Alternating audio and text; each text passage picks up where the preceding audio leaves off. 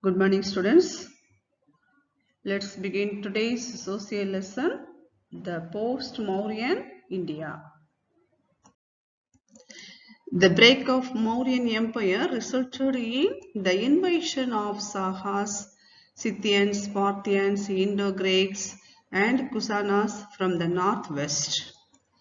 In the south, Satavahanas became independent after Asoka's death. There were Sanghas and Kanvas in the north before the emergence of Gupta dynasty. The last Mauryan emperor, Prihadrada, was assassinated by his own general Pushyamitra Sunga. He established the Sunga dynasty in Magadha. He made Pataliputra as his capital. Pushyamitra was succeeded by Agnimitra. Vasudeva Kanva, a minister, killed the last Sunga king Devabodhi.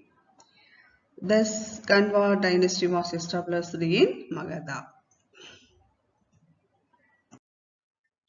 The Kanva dynasty produced 4 kings and their rule lasted only for 45 years. Vasudeva, Bhumimitra, Narayana and Susarman were the 4 Kanva rulers. Susarman was assassinated by Simukha, who laid the foundation of the Satavahana dynasty. Simukha ruled over the kingdom for 23 years. Gautamiputra Satakarni is described as the destroyer of Shakas, Yavanas and Pahalavas. His ship coins show Andhra's skill in seafaring and their naval power. The Satavahana king Kala was himself a great scholar of Sanskrit. He is famous as the author of Satyasai, 700 stanza in Prakrit. The Satavahana rulers were great builders. Gandhara, Madura, Amaravati, Buddhagaya, Sanchi and Bahut were known for splendid monuments and art. After the decline of the Mauryan Empire, the Greek rulers of Bactria and Parthia encroached into the northwestern border of India. As a result, Indo-Greek and Indo-Parthian colonies were established. The Indo-Greek rulers introduced a die system. Their coins bore inscriptions, symbols, and engraved figures on them. The Indians learned this art from them. The Greeks were good cave builders. The Mahayana Buddhists learned this art from them and became skilled in rock-cut architecture. Sagas were nomads and they were Scythians. They came in large number and spread all over northern and western India.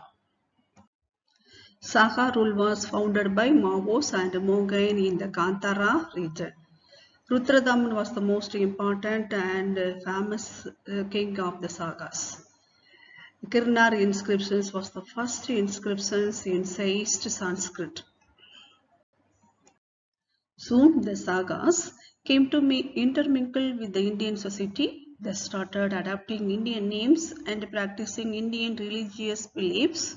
The sagas appointed satraps and satraps as professional governors to administer their territories. The Kusanas formed a section of the Yuchi tribes who inhabited northwestern China in the remote past. And then they overran Bactria and Parthia and gradually established themselves in northern India. Most of them settled in the Punjab, Rajputana and Kathiawar. Kusana kings followed Buddhism. Dachasila and Madura became great centers of Buddhist learning. They attracted students from China and Western Asia. Kanishka was the greatest of all Kusana emperors. He founded a new era which later became Saga era. Kanishka conquered Kashmir and Kantara. He defeated The Chinese settled Panxiangs and safeguarded India from Chinese invasion. His empire extended from Kashmir town to Banaras. Kanishka adopted Buddhism under the influence of Asvaghosha, a celebrated monk from Pataliputra. He became an exponent and champion of Mahayanism. He organized the Fourth Buddhist Council at Kuntalavana. It was only at this council that Buddhism was split into Hinayanism and Mahayanism. Kanishka was a great patron of art literature. Great scholars like Asvaghosha, Vasumitra, and Nagarjuna adorned his court. Kanishka founded the town of Kanishkapura in Kashmir. The Kantara school of art flourished during his time. Buddhist learning and culture were taken to China and Mongolia from Tachasila. The Kusana Empire disintegrated as Kanishka's successors were weak and incompetent.